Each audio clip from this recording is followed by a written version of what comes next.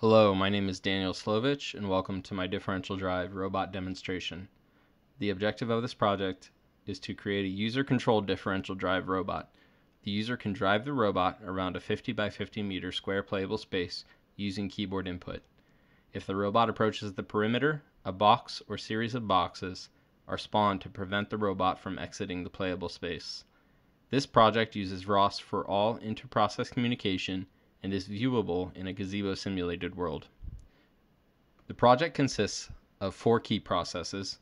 The diagram on the right hand side shows the flow of messages and data between the different processes present. Process 0 is our keyboard joystick, which publishes to a custom service. Process 1 is our robot movement, which listens to our keyboard input and outputs a geometry twist message. Process 2 is our low-level robot joint controller. This controller listens to the robot movement process and sends individual joint effort messages to the wheel joints. Using this method, we can model true differential drive control. Process 3 checks if our robot is nearing its out-of-bounds mark. The process 4 listens to get model state to spawn a box near the robot's location relative to origin. To approach this project, we first need to create a robot model. A simple SDF model of a 2-wheel differential drive robot is created, with a chassis, a fixed caster, and 2 wheels and joints.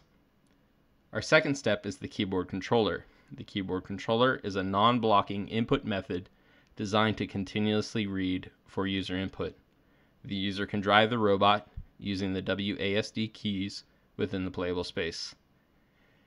The robot's movements are governed by the keyboard input. This uses the low-level joint controller to model a differential drive. Lastly, the bounds are generated dynamically by listening to get model state and dropping boxes as required.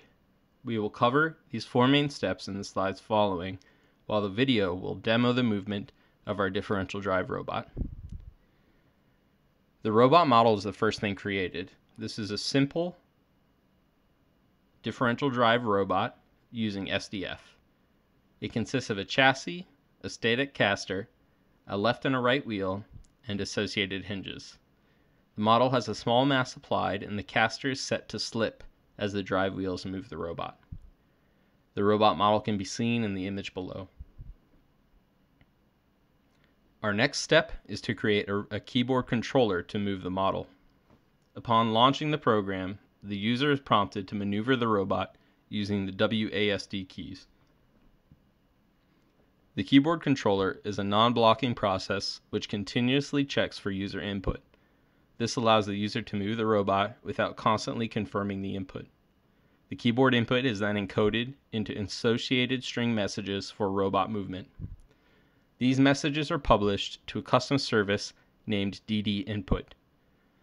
The robot movement process subscribes to the DD input service created to determine its movements.